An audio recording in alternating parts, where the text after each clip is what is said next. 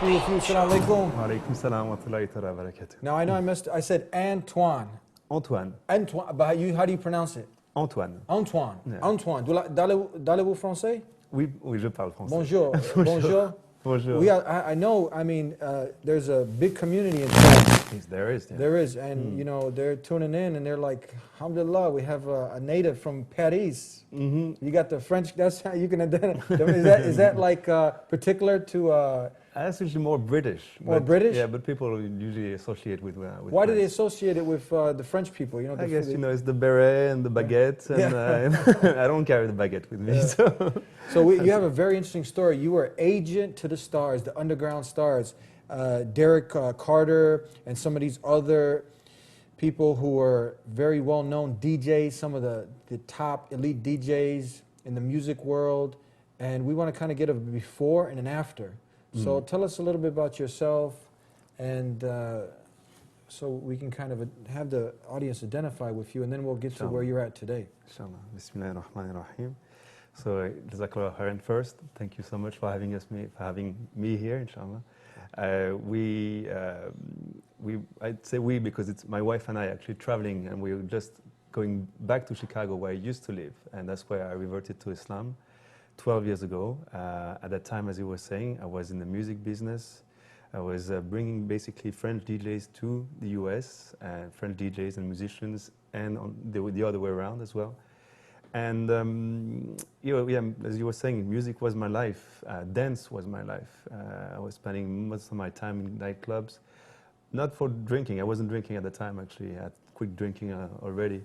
But to be in that kind of frenzy, I guess, and you know, Chicago opened up its arms for me, and so I worked there for a few years. But I guess I was also developing on the side some, I wasn't satisfied completely, of course. I was looking for something else, and even though I was physically involved in a lot of things, spiritually something was missing. There's a big void, you could say. There was a void, definitely. Isn't France known for now being a, you know, people go to France for that romance, and it's kind of linked to, you get away, you got French wine, French women, and it's just kind of like, the big party in France. Romance, is this kind of, is this correct? There's a part of it that's correct. It still has, a very big fantasy. Fantasy, that's what it is. People create a fantasy around French, the French language. And but you, obviously you were living that whole lifestyle and you weren't happy. No, when I grew up also, I was lucky enough to travel. I lived in other cities. I lived in London, I lived in Hong Kong. I'd seen other parts of the world, and for me, it all eventually goes to the same materialistic view of things. Our world today is just the same pretty much everywhere. Yeah. So even this fantasy about France, when people get to Paris, they understand that it's no more. No? No, unfortunately. Is that is it the French president also who was kind of also just chasing his desires? Is that the one? And he was hiring prostitutes, and is that the French president or which? This one, maybe not, so overtly, I don't know. But, These politicians, they're kind of getting caught with, indulging in their passions. Yeah, you're talking about, the former president of the IMF. Okay, yes, okay. Who was going to be the next president. He was going to be the next president. Yeah, that's true. Yeah, okay. Yeah, stuff a lot. Yeah, it's crazy, right? So you see people, indulging in their desires. You were, living, numbing their minds with, either drugs or alcohol. Yes, I was in the middle of that. Yeah, you were in the middle of that. I had some clarity because I wasn't taking any drugs or drinking. But I guess another way of numbing yourself is, through any kind of addiction. And music to me was an addiction. Dance to a certain extent was an addiction as well. I had to have that, that inner rush, like you can get in sports or you can get. So I was kind of hooked on that. And alhamdulillah, Allah Azza wa Jal made it so that I get injured, actually. I got injured. I couldn't perform what I was doing before. How did you get injured? Doing martial arts, actually. So you've done martial arts also? Yes. Capoeira, is that right? Yeah, okay. yeah, I was playing capoeira here. Yeah. So, So you get injured now. Was it kind of a match that you had, or just during some regular training? Just during training. Okay. Yeah, and something snapped actually in my back. I had to take a rest for a long time, and it happened so that at the same time I met this brother here, Farid, who I must say, sending my biggest salam because to date he's still my biggest friend, my best friend. So you met a Muslim now? I met a Muslim. Yeah. Okay. He's a French Algerian Muslim. Okay, but before that, were you involved in any kind of religion?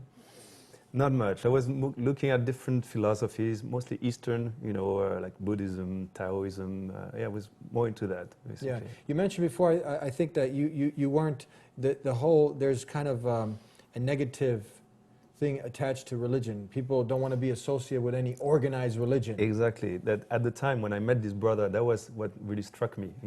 He was someone who was very free, very himself, who knew himself very well, who had knowledge about a lot of things, was very smart, and we had a lot of conversations together. And he was taking me to other levels, really, of intellectualism. But at the same time, he was following what I called at the time organized religion, which for me was nothing but constraints and like shutting doors to your to your spirit or to your intellect. So for me, that was a big paradox at the time. Yeah. Is it in France? What's the predominant religion there now, today? Today, some people say it's Islam. Some people, Islam? Yes, Yeah. because there's a very large population of Muslims in France, and unfortunately, the Christian community doesn't practice anymore. The churches are empty. The churches are empty in France? Very much empty. I've heard the same thing in UK and many other European countries, that the churches are empty. Yeah. Why do you think this is?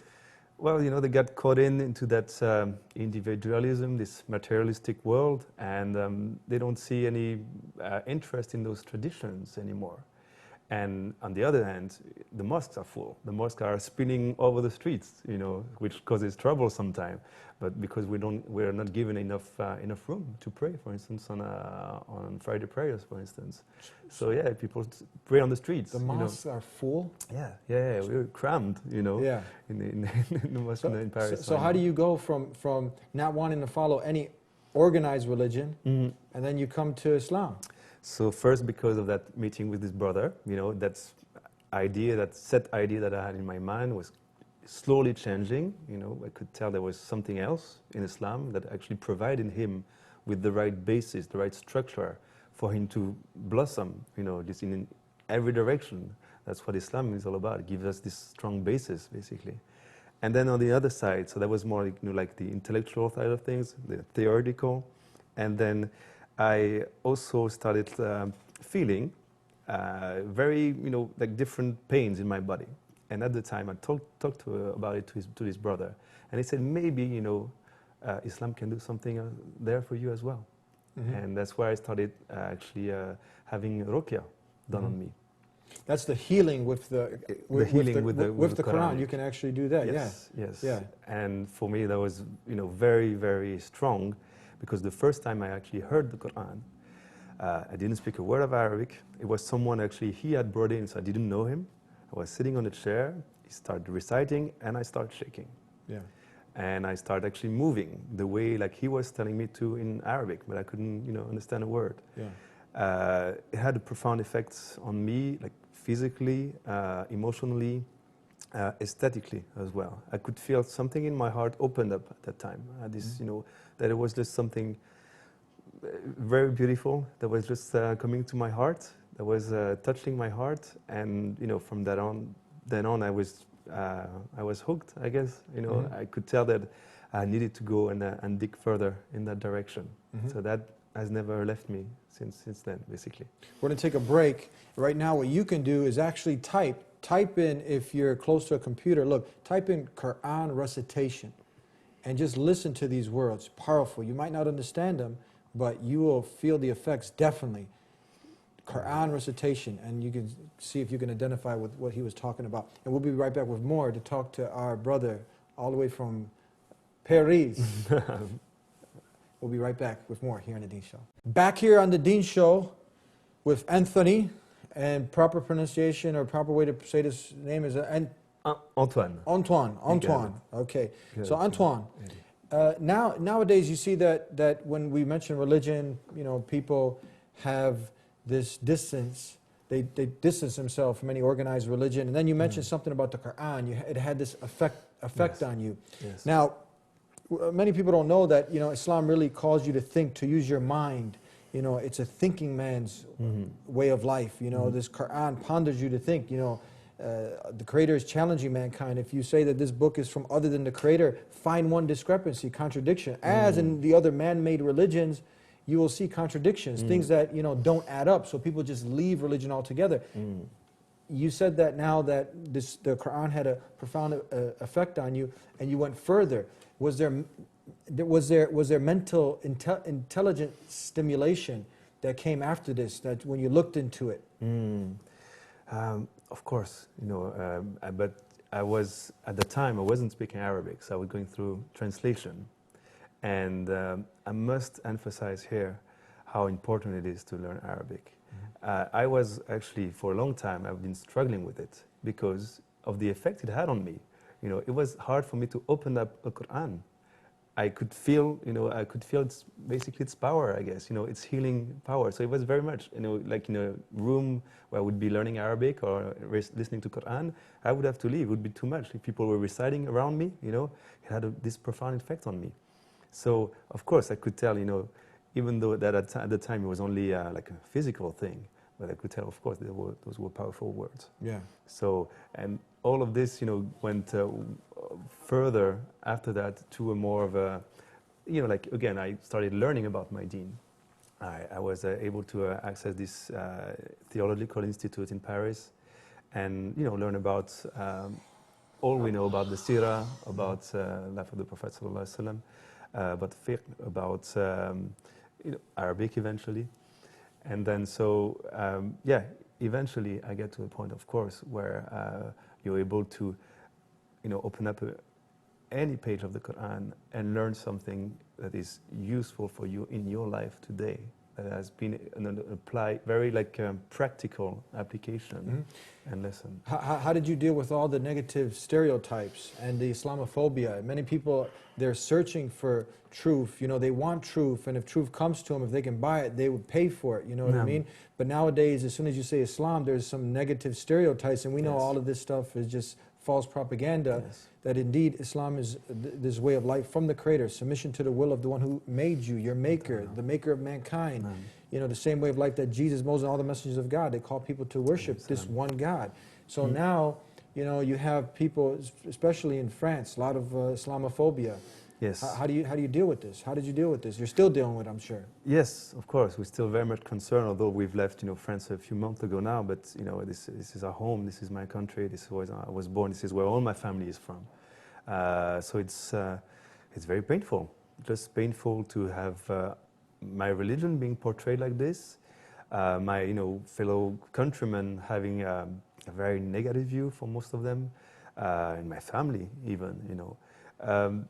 It's hard. It's hard because it's not anymore on an intellectual, level, that the dimension where things can be discussed. It's actually hard to discuss.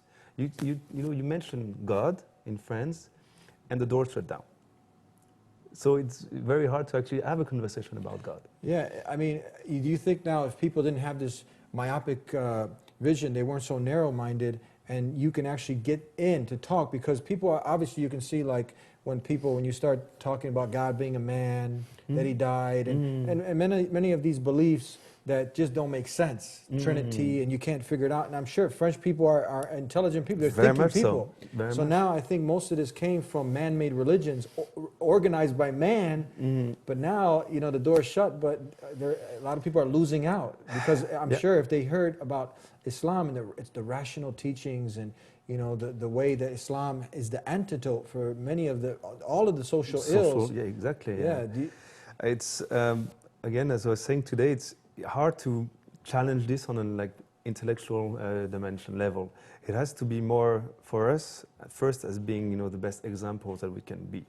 Dawah starts with behavior, with how your character is, and we very much emphasize our life and our behavior to be the best person that we can be. That allows us to have further discussion and go deeper into every people, like, kind of lift off a few barriers that people have, a few of those gates that they've been putting in front of them. Mm-hmm. So that's probably right now in France how it is today, I would say, for most people. Yeah. Okay, so now you have all these religions. In Islam, obviously you're going to get the most trouble practicing it. You're going to get the most resistance. Mm-hmm. So you have Christianity, you have Buddhism, and a lot of times if you practice these, no one's going to say nothing to you. Just go ahead. Yeah. So why did you choose Islam? That's what I tell all the reverts, I call them reverts or converts that I meet, how can you choose Islam? Have you looked at the news? Do you know what Islam is? No, it's just, it goes so far beyond that. I guess, a lot of it cannot be explained. You're just taken on this journey. I'm taken on a journey. I don't control anything here. Allah Azza wa Jal actually, brought me here. I was born and raised in a place in France where there's very little Muslim. I couldn't access any knowledge about Islam. I had to come here in the US, 2001. Mm-hmm. When people hear that, they say, well, you chose your moment and place, Mm-hmm. And I had to come here to basically find out about it. So I'm trying the best that I can to, express who I am, first and all. I think that's the most important thing.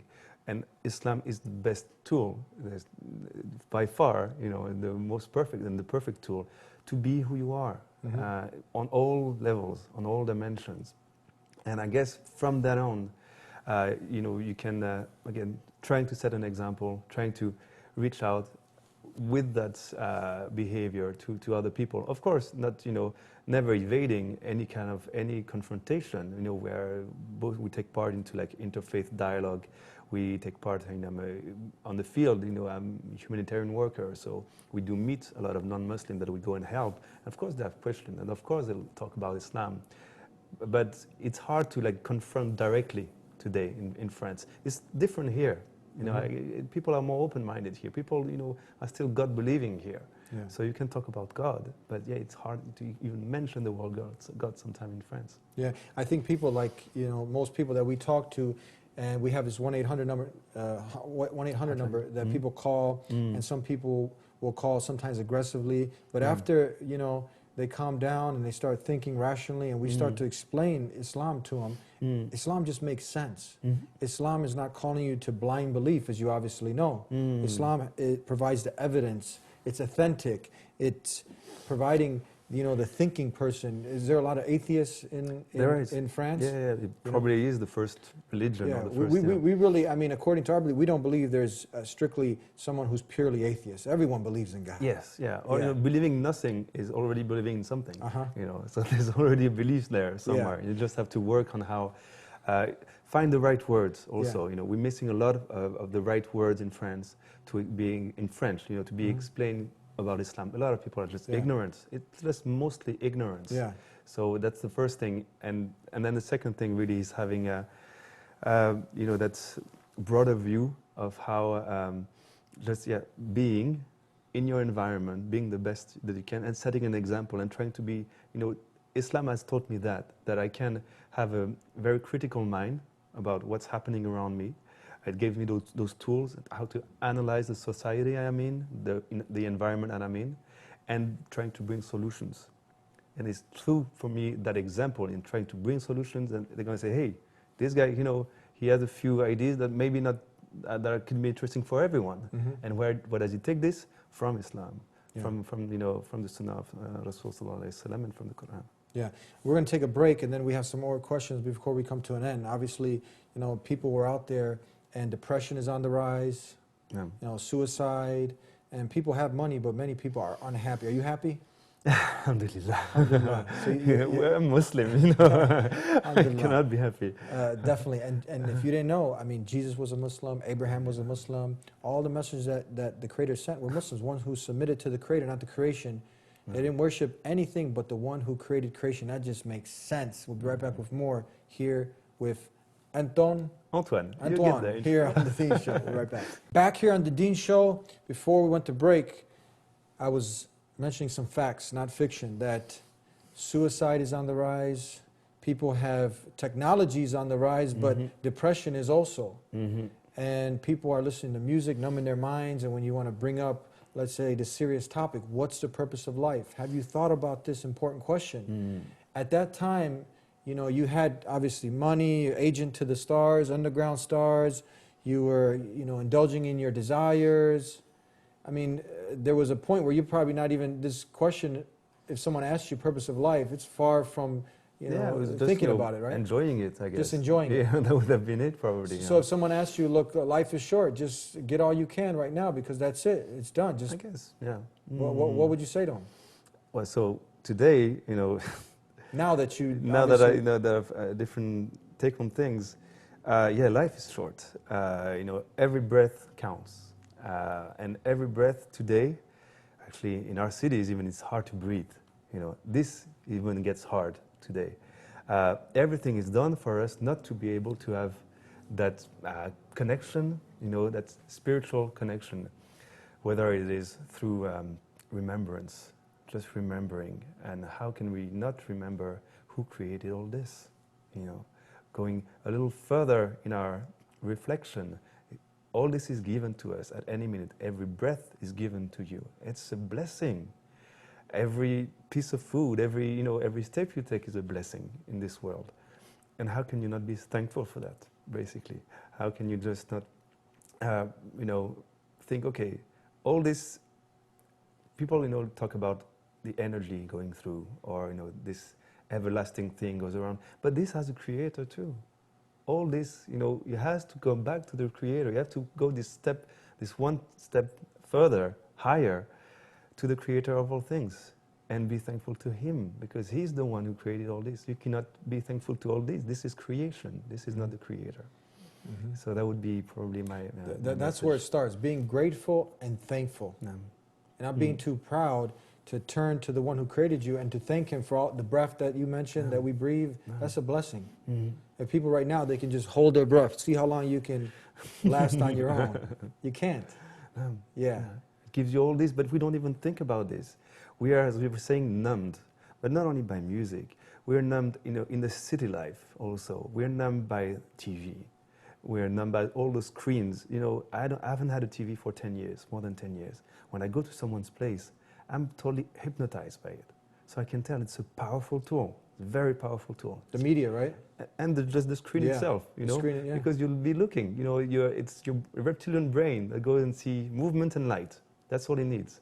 And then you get distracted. Yeah. That's distraction right there. That's already like starting to worship something else. Trying, you know, you're just fascinated by something that's not Allah. Yeah. So for me, yeah, our society today has a lot of struggle, a lot of traps. So if someone says, how can you give up music? I mean, people go to sleep to music, alarm to music. You know, that's all they think about. You know, making a new CD, put it in the car, blasting it, and just you don't think about this reality, purpose of life.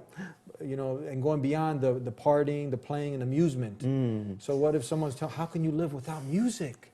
You know, I was right there. I was just having music 24-hour day, and I quit like this.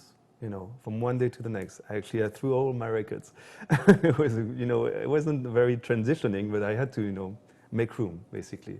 So I did, and you know, alhamdulillah, I feel so much better. And that leads me to just other places now, places where silence is important.